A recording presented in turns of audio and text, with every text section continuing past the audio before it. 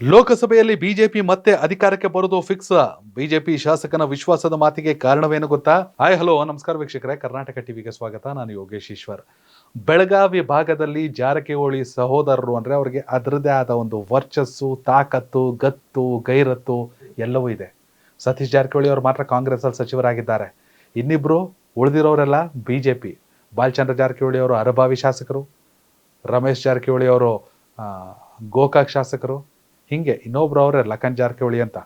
ಹೀಗಾಗಿ ವಿಧಾನಸಭಾ ಚುನಾವಣೆಯಲ್ಲಿ ಬಿಜೆಪಿಗೆ ಹಿನ್ನಡೆ ಆದರೂ ಕೂಡ ಜಾರಕಿಹೊಳಿ ಸಹೋದರರಿಗೆ ಎಲ್ಲವೂ ಪ್ಲಸ್ಸೇ. ಚಿನ್ನವನ್ನು ಮಾರುವ ಬುದ್ಧಿವಂತರ ಆಯ್ಕೆ Hindustan gold company. Hindustan gold company ಇದು ನಿಮ್ಮ ಕಂಪನಿ ಅಲ್ಲ, ನಮ್ಮೆಲ್ಲರ ಕಂಪನಿ. ಸತೀಶ್ ಜಾರಕಿಹೊಳಿ ಅವರು ಮಿನಿಸ್ಟರ್ ಆದರು, ಕಾಂಗ್ರೆಸ್ ಸರ್ಕಾರ ಬಂತು.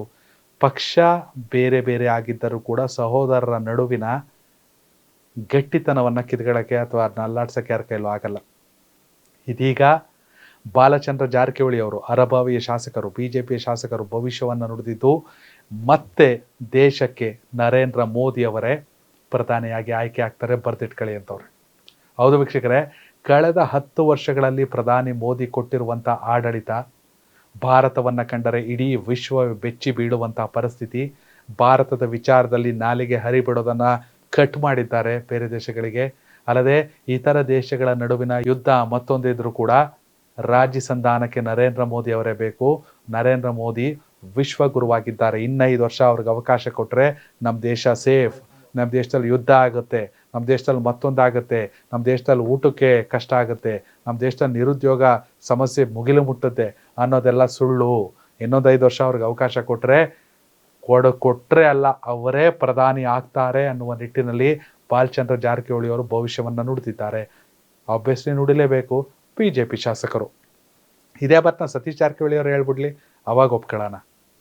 ರಾಜಕೀಯವಾಗಿ ತತ್ವ ಸಿದ್ಧಾಂತಗಳು ಬೇರೆ ಬೇರೆ ಸಹೋದರರಾಗಿ ಹೊಂದಿದ್ರು ಕೂಡ ಜನಸಾಮಾನ್ಯರ ಮಾತಾಡಲಿ, ಒಪ್ಕೊಬಿಡೋಣ.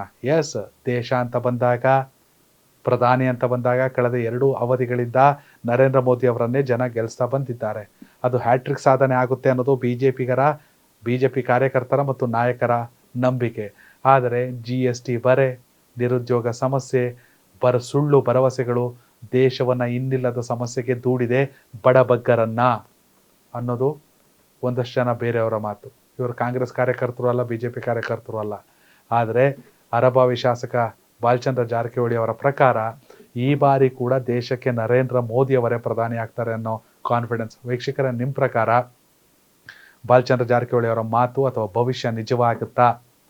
ಹಾಗಾದರೆ 543 ಕ್ಷೇತ್ರಗಳಲ್ಲಿ NDA ಮೈತ್ರಿಕೂಟಕ್ಕೆ ಎಷ್ಟು ಸ್ಥಾನ, ಅಥವಾ INDIA ಬೇಡ ಕಾಂಗ್ರೆಸ್ಗೆ ಎಷ್ಟು ಸ್ಥಾನ ಇಡೀ ದೇಶದಲ್ಲಿ? ಅದೇ ರೀತಿ ಕರ್ನಾಟಕದಲ್ಲಿ ವಿಧಾನಸಭಾ ಚುನಾವಣೆಯಲ್ಲಿ ದಿಗ್ವಿಜಯವನ್ನು ದಾಖಲಿಸಿರುವಂಥ ಕಾಂಗ್ರೆಸ್ ಎಷ್ಟು ಕ್ಷೇತ್ರಗಳಲ್ಲಿ ಗೆಲ್ಲುತ್ತೆ? ಬಿಜೆಪಿ ಮತ್ತು JDSಗೆ ಎಷ್ಟು ಸ್ಥಾನ 28ರಲ್ಲಿ? ನಿಮ್ಮ ಅಭಿಪ್ರಾಯ ಕಾಮೆಂಟ್ ಮಾಡಿ. ಧನ್ಯವಾದಗಳು.